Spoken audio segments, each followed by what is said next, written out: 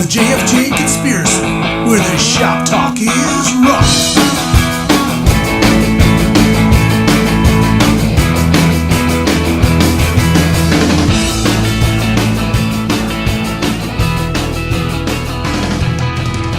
I'm Jim. And I'm Frank. And I'm Jerry.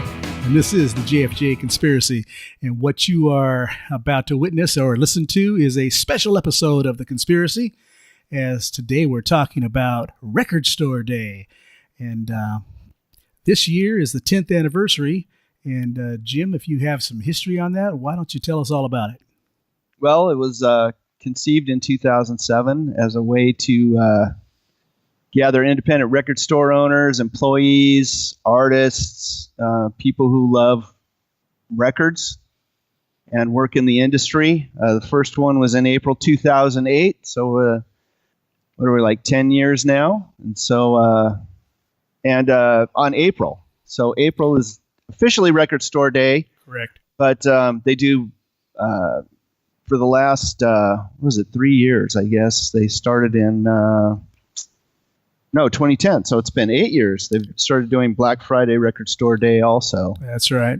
As a way to drive people into record stores. And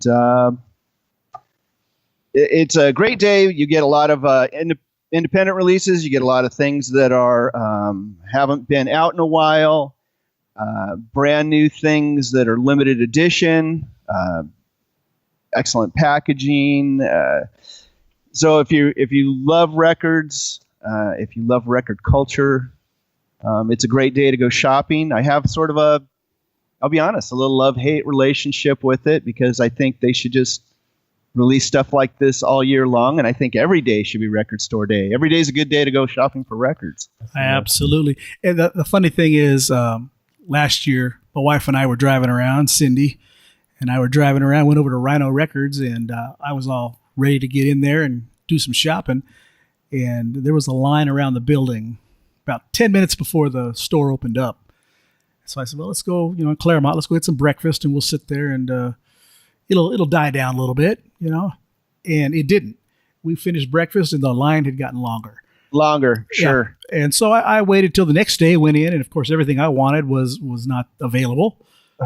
No, it's gone. And it's important to note that not every record that's available that is released on Record Store Day is available at every record store. No. Correct. So they order whatever they want, and some record stores order everything. I think Rhino is one of those stores that orders everything, but there's no guarantee, because a lot of them are limited release or limited issues. And so not every record gets actually shipped out. No, so if you want something and you know it's out, it's worth waiting in line and trying to get it, because it may be gone. Last week I was over at the record store and I noticed they had Joan Jett's Sinner, which was a part of last year's or maybe April's record day. It was on clear vinyl, I think, and had it in my hand and realized I already have it on CD and have it on another record, and so I passed. Yeah. And I may end up regretting it as a collector. You never know. Right. Yeah. So yeah, it's a gamble, and you guys know what I went through in April trying to hunt down Red Cross's Third Eye. It was a limited release, colored vinyl, and my wonderful wife drove around the block while I was trying to get into Amoeba. I couldn't even get in the door, and but they had a big bulletin board outside saying that the release had been pushed back anyway, and so. Fortunately, I was able to find it on the day it was actually released. So. That's cool. Good. Yeah. Oh, what is special, like you said, about Record Store Day is they re-release a lot of albums in colored vinyl, special packaging, whatever it might be. And for me, I love the colored vinyl for whatever reason. It's don't know if it plays any better or worse. I'm not a. It's not sure to look at. It sure looks better. Exactly. and that's sure looks good. That's the whole thing. And so, yeah, I always get a little excited when I see the list, and then, never have had any luck in finding what I want, though. It's always, day late and a dollar short. Right. Well, either sold out or the store that you go to didn't get any of them or whatever it is. It's right. it's a crapshoot. Absolutely. Well, let's move ahead. And I know what we did is each of us kind of picked a few of the albums, records, or singles that are on the list this go around. And Jerry, why don't you tell us about your picks? All right, guys. My first pick is Ronnie James Dio, bless his heart. They're re-releasing on vinyl The Holy Diver Live at 35. And it's hard to believe it's already been 35 years, but it has been. It's on a 12-inch vinyl, and they're releasing 3,500 copies. And the B-side is the studio version of Electra. And it's the recordings from the one in 83 at Donington. He recorded there in 83 and 87. This is from 83. And, guys, I just did a little quick search. It's already listing on eBay for $79.99. Isn't that something? Yeah, already. That's how it goes. Already. And we're a week away. Does that come with Does that come with a hologram? I have no idea. It probably does. It should for that kind of money. Yeah, $79.99. And again, at 3,500 copies of my three artists here today, that's the most releases. That's the highest number of releases. Right. For three I've chosen. Again, already on eBay for $80. The second one they're re-releasing, it's brand new, but it's Weezer's remake of Africa by Toto. And it's funny. I like their version of it, but what's funny about it is it's by Crush Atlantic, by the way, and it was originally released in May of 18, and that's also going to be on a 10-inch vinyl, and it's green vinyl. Right. And the flip side of that is the studio recording Weezer did of Rosanna. So you're getting your Toto on and your Weezer on. Yeah, and that's available in 3,000 copies. And if you haven't seen the video for Weezer's cover of hilarious. Africa, I highly recommend it. It's a great laugh, and Weird Al makes a cameo in it. And that's awesome. It's funny. Yeah, great. I've never been a huge Weezer fan, but yet at the same time, they come out with songs like that. They do, and it is so catchy the way they play. Yeah, something gets me about them. They've had some songs over the years that just seem unusual to me, but I always like them. So whatever their style is, I like it. Very good. And, I've seen them live a couple times, and great shows. Great shows. I saw them when their first album came out. I saw them at the Whiskey. They were the opening band. They were opening up for Material Issue. I was there to see Material Issue, and I was all, who are these cats? Yeah. And they're kind of geeky. They went on to huge success. Yeah, who are these nerds? Mm-hmm. But they can play. Yep. Yeah, but they could play. And, yes, they can. That's great. What else you got, Jerry? The third one is the Smithereens, and they already released Meet the Smithereens, which is a carbon copy of Meet the Beatles. They just covered all the songs, except it was Smithereens, which is very interesting. And as long as them cats are playing those Rickenbacker guitars, I'm a fan. Yeah. And what this one is Smithereens B-sides of Beatles singles. And it's released on a vinyl LP. And the original one came out September of 2008. Now this one, guys, it just amazes me for the first two we discussed, Dio and Weezer, this is only available in 1,200 copies. Yeah. Wow. So, I mean, I know Pat has passed away, and I don't know if that has anything to do with it. But one thing I found out about this, guys, when they originally released this, it was in 2008, September, and it was their 9th studio album. But, guys, track number 6, Cry for a Shadow, is an instrumental by the Beatles. And I never knew that, guys. Oh. I never knew that. It's a John and George composition, and it's an instrumental. So when I heard it by the Smithereens, I'm just thinking, when are they going to start singing a Beatles song? Right.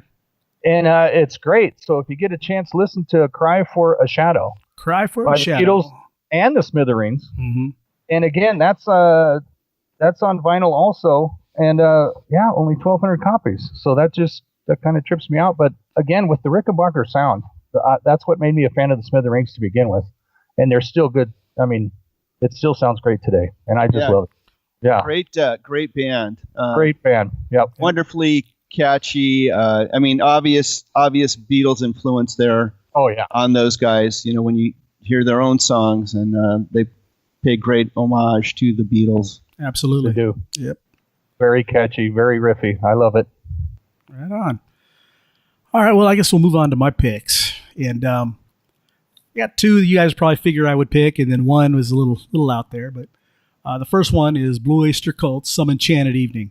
And that's a live album that I had on cassette, and I think I had it on LP at one time.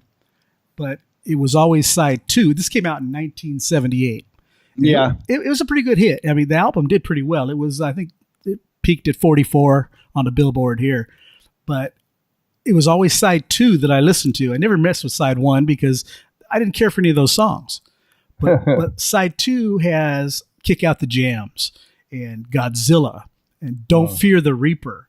And it finished off with the Animals cover of We Got to Get Out of This Place. And just a side 2 of one album I would listen to over and over. That's all you need, huh? Yeah. And it was a good representation of their live show.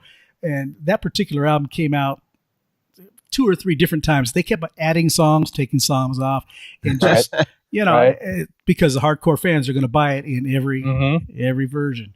So, Some Enchanted Evening by Blue Oyster Cult, just a great rock album, a good live album. Love Buck Dharma, Buck Dharma. What a name! I love that name. Just the name. Yeah, the name alone's great. But great band, and Some Enchanted Evening. Great album, especially like you said, that side 2, and a great cover of Kick Out the Jams. Yeah. Oh yeah. Loved MC5. Yeah. My second pick is Judas Priest Rock'n'Rolla, which was their debut album. Shocking. Yeah. Yeah. Jim and I could have said that. But it's funny though. Frank loves his Priest. you go back to 1974 and you look at, listen to that album. They didn't have their sound yet. They weren't Priest as we know it at all. Much like Scorpion's first album, or a lot of other bands when they first came out, they were still kind of experimental. There's some songs on that album. What's it, Winter Freeze or something like that. It was KK Downing's homage to Jimi Hendrix and a bunch of feedback and no lyrics. It's just noise. But my favorite track on that album is Cheater, and One for the Road, Never Satisfied, good songs all the way through. And Dying to Meet You, Hero, Hero, that closes that album out. And that to me, that's what makes that album a classic album. It just had a strong finish to it. And that was their only album, matter of fact, with John Hinch on drums. And they went to, I think, Lester Binks after that. Yeah, every album had a different drummer, I think, on those first 3 or 4 albums. Yeah, they weren't exploding, Jerry, but they were going through. But it was not that we know of. Not that we know of. Right. But it was produced by Roger Bain, and he was doing a lot of their albums, those early albums, and helped them define their sound. So, well, they found it, that's for sure. After we talked about it, I went back and listened to it this week. And I was thinking the exact same thing. They hadn't really hit that definitive Priest sound. I think that maybe hit like right around Hellbound for Leather, probably. Right. Maybe even British Steel, you could argue, is when they really kind of found themselves. Well, that's when they smacked America upside the head. That is when they smacked America upside the head. They took over. But Rock'n'Rolla, a much bluesier record. A lot of blues influence in there, and a little more experimental, a little longer songs. Yeah, and both these albums that so far that I'm talking about are I think 2,400 to 3,000 in the release for this re-release. So they're not planning on selling a whole bunch, but it's just to get the fans out there to pick them up. Right. So my question to you, Frank, is I didn't go back and look at the artwork for it, but is it the original cover with the Coca-Cola type? It is the Coca-Cola with the water on it and everything. Yeah, that's the photograph that I saw anyways. I always preferred that to the re-release artwork. I didn't care for the re-release with the Warriors on it or whatever. It didn't really match up with that type of sound. But agreed. Good album. I suggest everyone go give that a listen anyways. The old version or this one. It's well worth it. Especially if you're into wanting to know where Priest came from. This will tell you. My final pick is Ben Stiller, comedian. What? Yes, he was in a high school punk band. He called it punk, called Capital Punishment. And they put out an album 35 years ago. And Wow. I went back and listened to some of the cuts from it. It's not really punk. It's more artsy fartsy, cute tunes and whatnot. But it really, you could kind of hear his personality and his kind of comedy in the music, even though the music itself isn't really funny, but it's quirky. So I didn't even know that existed until you told me that was Ben Stiller's band. Yeah. And I happened to read about it not long ago, so I started researching it. And then when I found out they were putting the band back together, and I think a lot of it, he's had some personal changes in his life. So I don't know if it's a midlife crisis or what it might be, but he decided to put the band back together. It's midlife crisis, I bet. Yeah. Plus, I got millions now. Sure, I can do whatever I want. I can kick out the sounds, yeah. And I'm hoping it's a little more musical than the original album, but we'll see. And I didn't see how many albums are coming out on that, but that should be an interesting little platter to listen to. Absolutely. Yeah. Well, Jim, what did you pick? Well, my first pick is Joan Jett, Bad Reputation soundtrack. There you go. And this is 3,000 copies. It's on translucent yellow vinyl. And probably nothing on this that's really, other than one song. There's a brand new Joan Jett and the Blackheart song on there called Fresh Start. Mm-hmm. Other than that, it's nothing that a typical Joan Jett fan wouldn't have. The version of I Love Rock and Roll is the one she did, the demo version with Steve Jones and Paul Cook, cool, which they recorded at the Who studio. When she was still trying to find a deal at that point, right? Kind of obviously went on to great success and sure broke a lot of barriers. So it's a little shorter if you look at the actual. It's kind of meant as sort of a companion to the soundtrack. The soundtrack's got some other stuff on there, stuff she produced for Bikini Kill and whatnot. So I would check out both. But as a Joan Jett fan, probably just be the kind of thing I pick up to sort of round out the collection, I guess. All right. The other one I'm kind of excited about is Cheap Trick, the Epic Archive Volume 2. There you go. Mm-hmm. So they had already released Volume 1. Volume 2, this is limited to 1,100 copies, so not a lot. No. It's pricier. Now, I know Volume 1 sold for about $90. I think it was $89.99. I think that was a Record Store Day exclusive also. Not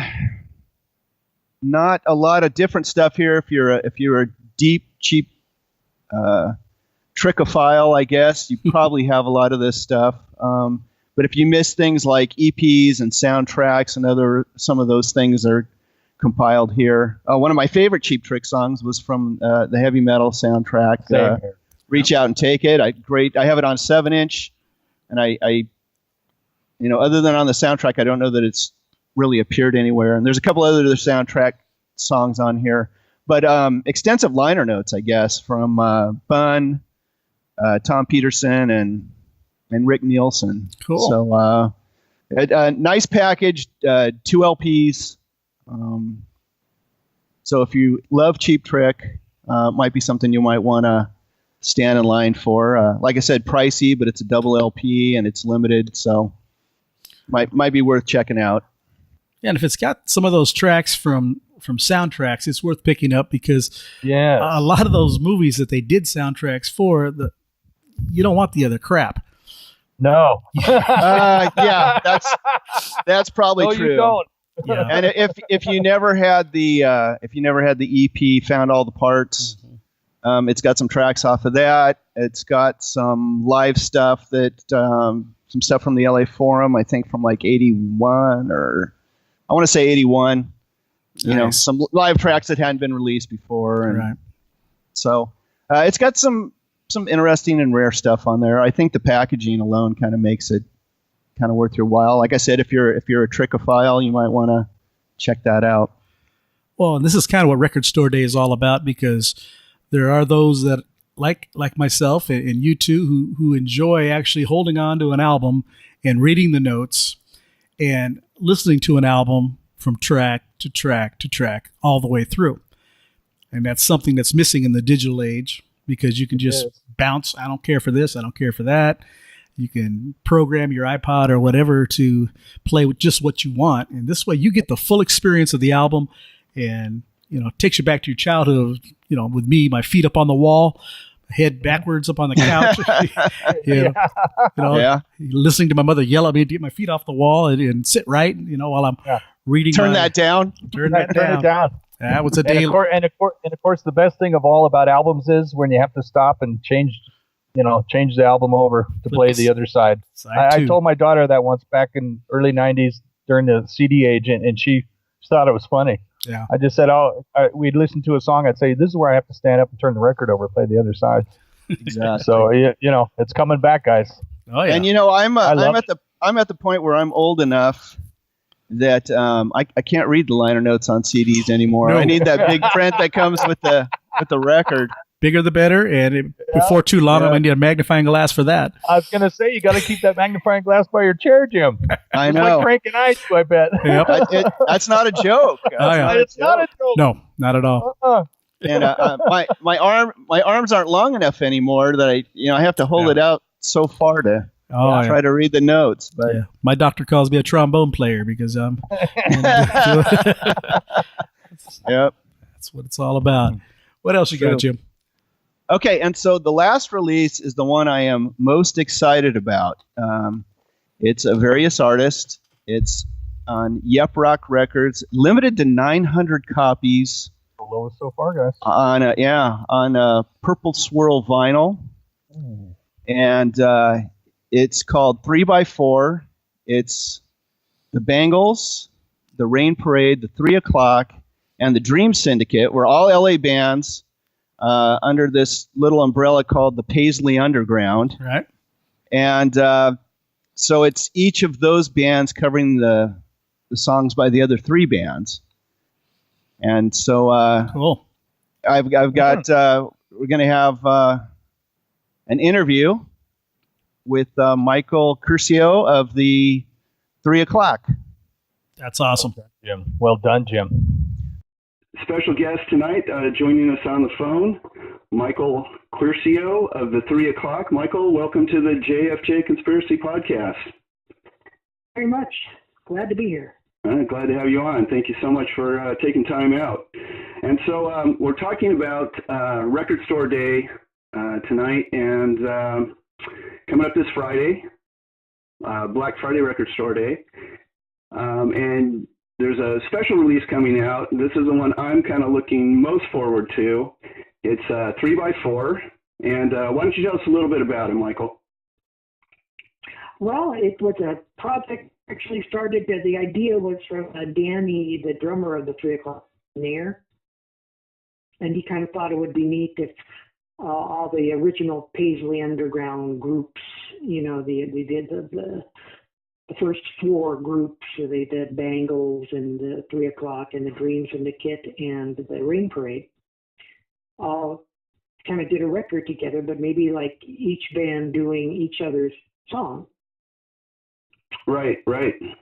So he just thought, well, maybe, maybe everybody do 2 or 3 songs. So I guess the number came down to everybody do songs, 1 by each of the groups.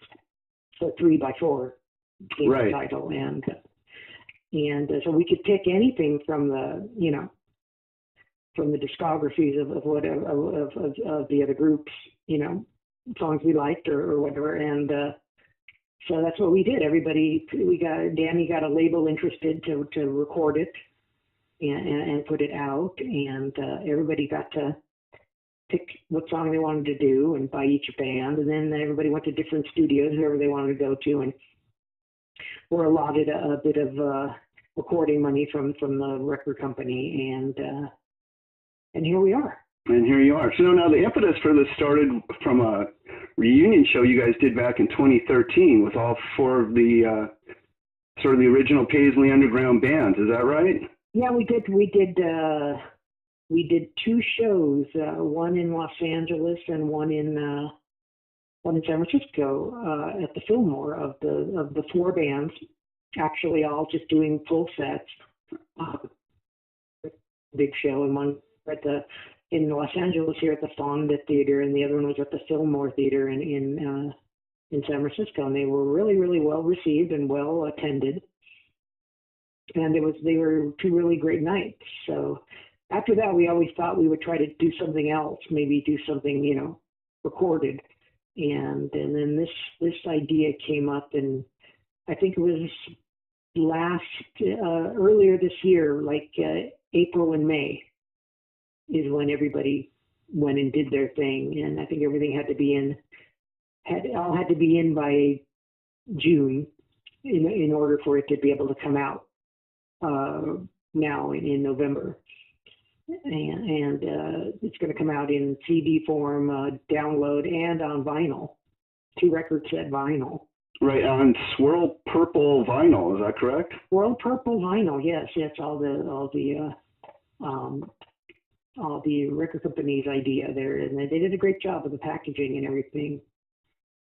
And some extended liner notes in there, right? So I'm guessing they interviewed all 4 of the bands, and everybody was involved in that process.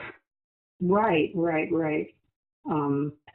So now I have to ask you, when you guys were choosing the songs, did you guys know immediately which songs you wanted to cover, or was there a lot of back and forth between all the bands? Because I'm assuming that when you were making your picks, you had to make sure somebody else wasn't already covering that song. Yeah, nobody. I think there was only one song that kind of coincided. That was the "What You've Done to Your Mind" by the Rain Parade. Is what I wanted the 3 o'clock to do, and then Susanna Hawks from the Bengals wanted them to do it. And in the end, it got to be the 3 o'clock doing it with Susanna as a guest singer on the track. Oh, wonderful. So that she's like a guest singer on the track, doing backups and stuff. So. Well, that's fantastic. So now, which songs will the 3 o'clock be covering on the record? We're doing the first time. I got to pick the songs. Nobody really, so I wanted to do the first songs I ever heard by each band. Oh, okay.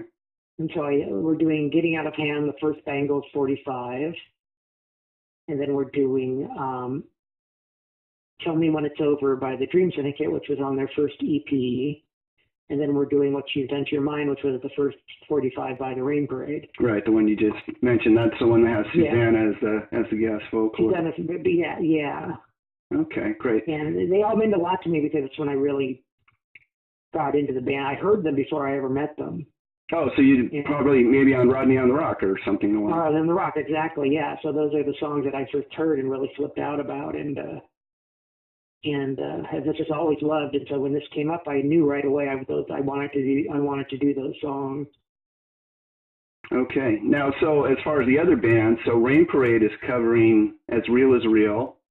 Yes, by the 3 o'clock. Yeah. Yeah. Bengals are doing "Jet Fighter," which the one track I've heard, and Dream Syndicate is covering "She Turns to Flowers." So I'm assuming you've heard all the covers so far. I've actually heard everything except for the 3 o'clock stuff. How's that possible?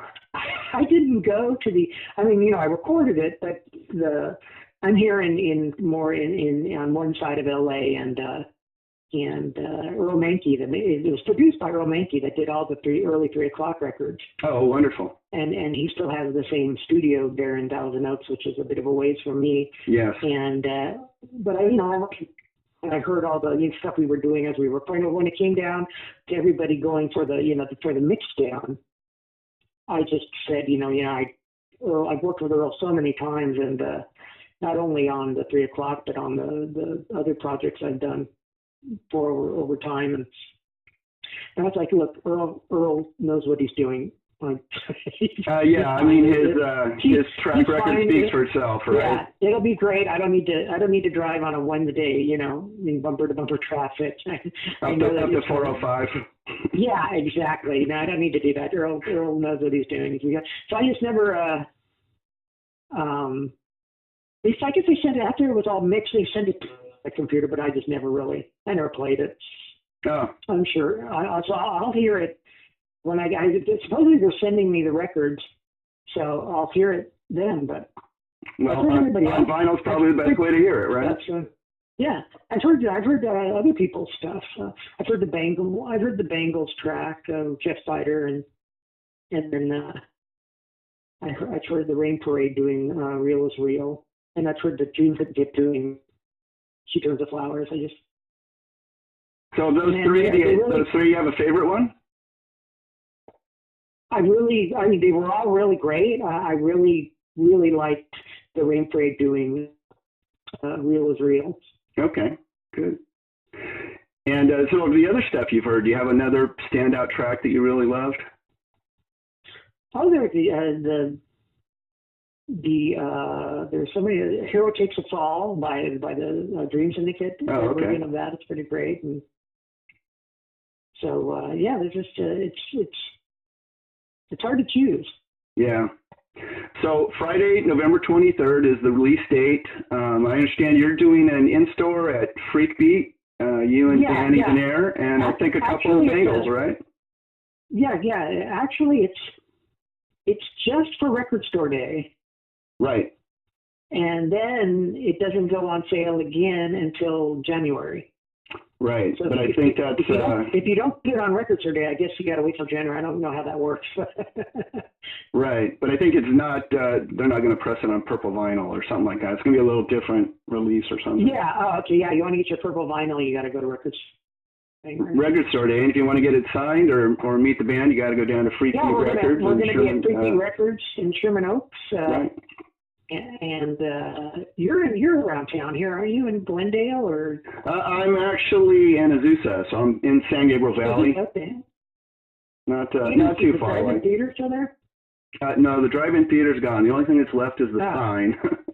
I did a show there with Corla Pandit. Oh my gosh. And the Wonderful World of Joey. It was called the Azusa Palooza. I vaguely remember that. It was at that drive-in. Yeah. But anyway, yeah, it's gonna be a signing with the new bass player for the Bangles, which is actually the original bass player, right. Annette Zelinskas, is back in the Bangles full time. They're actually a real all-girl band again, which is great. Yeah. And because for a long time they were just three of them with backup people, but right. But now it's just like the original four gals, and then it's going to be Annette and Vicki Peterson, the legendary Vicki Peterson, coming with them, and then you'll have to just meet me and Danny. The legendary. It's worth it just to meet the legendary Danny Benair. He's like Mr. L.A. There you go. So Mr. LA.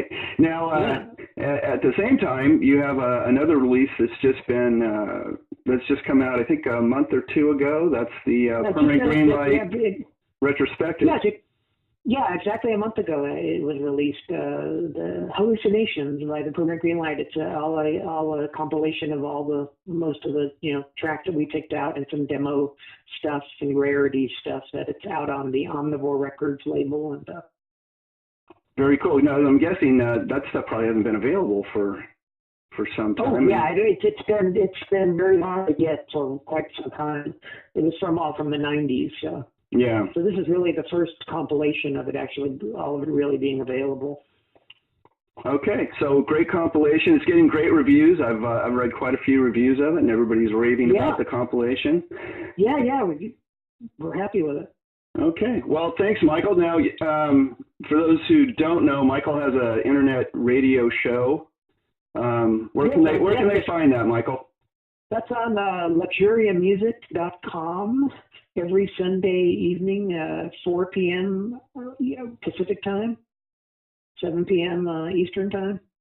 Right, and so as a listener, I would describe it as very eclectic, psychedelia, some garage. I think this last Sunday, I haven't heard last Sunday's show yet, but I think you guys did a Queen thing, right? Yeah, we just did all Queen, and it's mostly just us playing records, and then goofing, or me and my co-host Lena. We just kind of goof around until we're pretty amusing. Yes, it's a great show. Yeah, thank you very much. Thank you. And you've turned me on to some great records, so I just listened to it. So, Great. all right. Well, thank you, Michael, for joining us. So appreciated. Best to you, and hopefully I'll see you at Freak Beat this coming Friday. That'll be great. Great to see you there. All right. Thank you. Thank you. Bye-bye. Hey, well, that was a great interview, Jim. Really great, and I really would like to hear that album because being a Bangles fan, I'd like to hear what they do with somebody else's music, anyways. Yeah, you can find their cover of the 3 O'Clock's Jet Fighter. It's on YouTube. They've posted it up. That's kind of been, of all those bands, the Bangles obviously had the most success. All of them, had some degree of success to one, a little bit here and a little there, but Bangles sold huge, obviously. So Sure. that's kind of the song they've released, and it's worth giving a listen to. All right. Well, if that's all we have as far as Record Store Day goes for this episode, let's wrap this up, and we'll see you guys next week when we'll be listening to a few other bands and talking about Led Zeppelin 4. Led Zeppelin 4. All right. You got anything to sign us out with, Jerry? Yeah, just stay tuned for next week. We're going to go over Led Zeppelin 4. It's the album cover with the old man with the bag of sticks, in case you're curious. But yeah, that's it.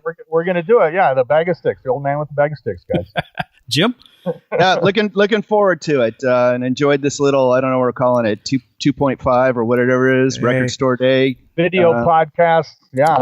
Interesting to hear you guys' takes on which records, and hopefully we'll get out and get some of those this week. Your guys too. We've been doing this since high school. It cracks me up. It's no time has gone by. This is what we do, people. This is what we do. That's right. Well, hopefully if we do get some of these albums, we'll come back and we'll revisit them, and we'll talk about them on a future podcast. Sounds great. All right, guys. Well, gentlemen. Until next time, this is the JFJ Conspiracy saying see you in a bit. Take care, people. Goodbye. Bye.